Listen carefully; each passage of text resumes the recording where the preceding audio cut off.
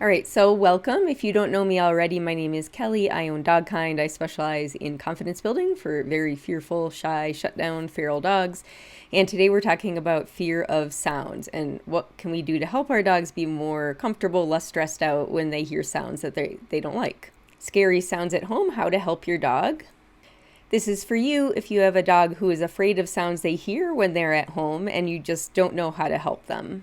Now, if you have a dog who's fearful of sounds, you are probably already pretty familiar with the many sounds that can be a problem, but just in case you're not, here are some of the common culprits. Many dogs are very unhappy with beeping sounds, and we have a lot of things that beep in our homes. Ovens, dishwashers, washer dryer, microwaves, smoke alarms, trucks outside the house backing up, making that beeping sound can be a problem. Lots of motorized things in our homes as well that dogs can be afraid of, like blenders, food processors, and vacuums. Household heating and cooling systems also can be scary. The sounds of the heat or the AC kicking on and off. Or if you have noisy water pipes. Some dogs are also afraid of that. And then there are also plenty of sounds outdoors that make their way indoors and scare our dogs, like the sounds of cars starting, car doors closing. The garbage truck is a popular thing to hate amongst dogs. Other dogs barking, kids running around screaming, thunderstorms and fireworks are some of the better known ones. So if your dog is afraid of some of these, you're not alone by a long shot. What can we do to help our dogs who are sound sensitive? This can be a really difficult problem. The very first thing to do is to consult with your vet. Now, why is that? Say you have a young, healthy dog. As far as you know, they're pretty healthy. Why would you talk to your vet about sound sensitivity?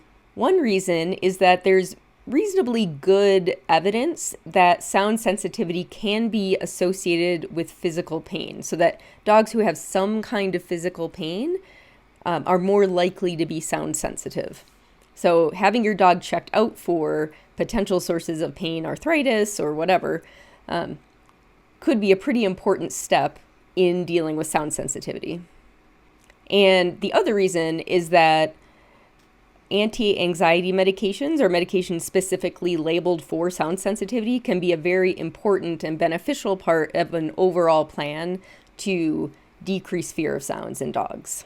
All right, so after you've consulted with your vet, there are some other steps you can take. One is avoiding problem sounds whenever possible, and we'll talk about that a little more in a second. Masking sounds, when you can't avoid them, can you sort of decrease the intensity of your dog's exposure to them by masking those sounds? Teach your dog coping behaviors, so things your dog can do when they hear the scary sounds. And in some cases, you can teach your dog to quote unquote control the sound with their behavior. Okay, let's quickly talk about avoiding problem sounds. And probably if you have a dog who's sound sensitive, you have already tried to do some of this.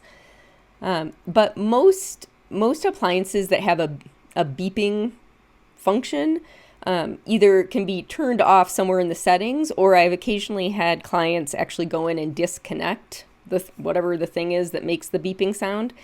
So if your dog is afraid of beeping, see if you can't silence appliances in your home. Audio notifications on your phone or tablet or laptop, go ahead and turn those off. You should be able to do that in the settings.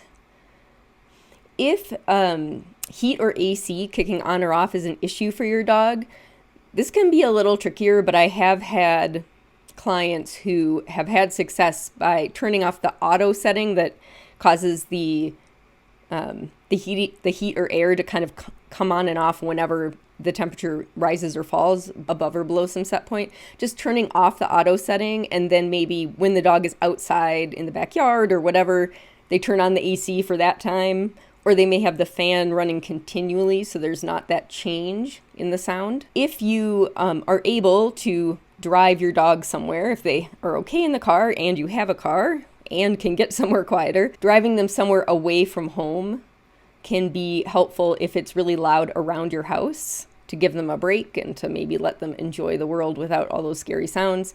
And if fireworks are a problem and they're somewhat predictable where you live, Not everyone can do this, of course, but some people do take their dogs and just leave town and go somewhere more isolated during fireworks season. All right, so that's avoiding sounds. How can we mask or reduce sort of the intensity of exposure to sounds when we can't totally avoid them?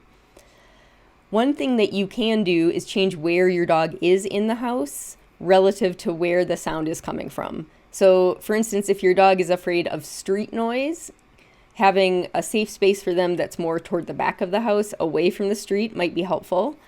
Even having an indoor potty area might be important for them if otherwise they have to go out where they're at times, or maybe they're always really scared outside. But they may have to be exposed to sounds that they're afraid of at a higher intensity if they go out. Then maybe an indoor potty area would be helpful. Masking sound tracks can also be a big help. And this could be anything from fans, white noise, brown noise, music, sometimes talk radio or audiobooks are helpful. You usually want the masking sound to be somewhat similar to the problem sound so that the problem sound doesn't stand out sort of from the masking sound. And when I get to writing the blog where I will put this video later this week, I'll include a link to a recent post by Eileen and Dogs about how to make a custom masking soundtrack for your dog based on sort of the sound environment that they live in. So we have now talked about avoiding problem sounds and masking problem sounds. What can we do with behavior and training? Well, one thing we can do is teach our dog quote unquote coping behaviors. And really what I mean by this is just behaviors that they learn to do when the problem sound is experienced. So that you teach them a skill to do when they hear the sound. You will probably need to start this training in the absence of sound if it's not something your dog already readily does, like normally when there are no scary sounds about. Make sure that you teach them to do the skill on some kind of cue at first when there are no problem sounds that they're experiencing. And then you may be able to introduce a very low intensity version of the problem sound and then slowly, increase to something that's a little more real life level. But it is worth noting that unfortunately, a lot of times recordings of sounds like fireworks or thunder or whatever, a lot of times recordings aren't all that helpful for desensitizing and doing this kind of training for dogs who are sound sensitive, possibly because a recording may lack a lot of the same sort of sound frequencies that the real thing does. And even if the recording is pretty high fidelity, your speakers may not be up to the task of reproducing the sound in a way that is similar to what your dog experiences. So that's just something to be aware of, that recordings, unfortunately, are not always helpful, which is too bad since that's a way that we can turn the sound on and off. So if you cannot use recordings, then another way that you might be able to incrementally sort of change the intensity of the sound so your dog can gradually learn how to cope with it better and learn how to do alternative behaviors when they hear the sound is by starting with a high level of sound masking that we just talked about and incrementally decreasing that in small steps. So less and less of the sound is covered up by the masking. Now, what do you teach them? I'm talking about teaching your dog to do something when they hear a sound they're afraid of. So teach them what is the question. I like things that the dog already does and preferably already likes to do, like eating, working on food puzzles, playing with you, playing with a toy. You could also use going to a safe space when they hear a scary sound. That would be a good option, especially if the safe space is in a quieter part of the house or away from the problem sound. This is sort of a general approach, but teaching your dog to do an alternative behavior when they hear the sound so that the sound can actually become a cue to do this different behavior. Like, oh, I heard, a car door slamming outside. Oh, mom's bringing me a licky mat with some cheese on it. And now what I do is eat this cheese.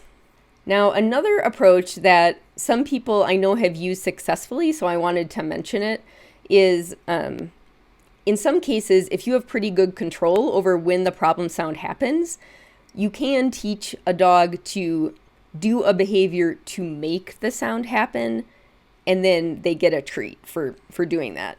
And there are several factors at play here that may make this successful. One is that if you can control the sound, you can probably control things about the sound, like the volume. So you could do a very low level of the problem sound. The dog is sort of in charge of when the sound happens or not, so very predictable to them, which might help them feel less fearful. And then you've got that counter conditioning aspect where not only are they in control of when the sound happens, if they choose to make the sound happen, then they get, something good, like play or a treat or something. So if you choose to do this, it would really be best to work with a trainer who has experience doing this if you decide to do it. But as you can imagine, you'd want to start with a very low volume or intensity of the problem sound, or you may just end up punishing the dog for doing whatever behavior it is you're asking them to do to make the sound happen, right? If they, say push a button and this scary sound comes out, they're not going to push that button again. So you need to find a level of intensity of the sound so that they're not punished for playing the game with you.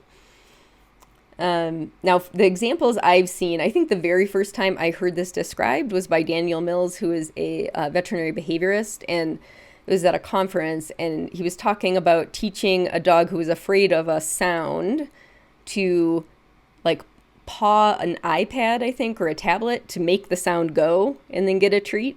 And so that's one example of how you might do this. You could also have the dog, have a fake sort of plastic button, have them paw the button, and then you play the sound or whatever. But that's sort of what I have seen that look like in practice.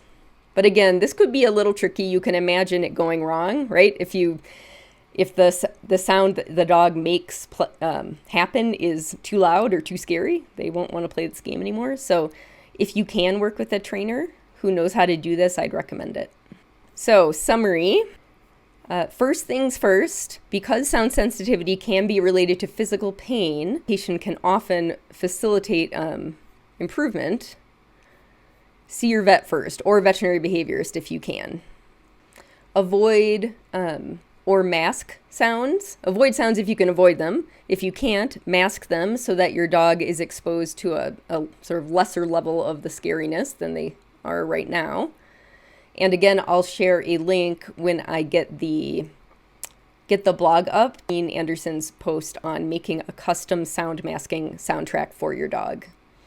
And then finally, teach skills. Teach your dog what to do when they hear the sound, or if you happen to have really good control over the sound, you could teach your dog to make the sound happen. And I've seen that be pretty successful. If you don't already have the free worksheet, Make your fearful dog happier, you can grab it here at dogkindtraining.com/happy. And we'll be back with a new topic next week.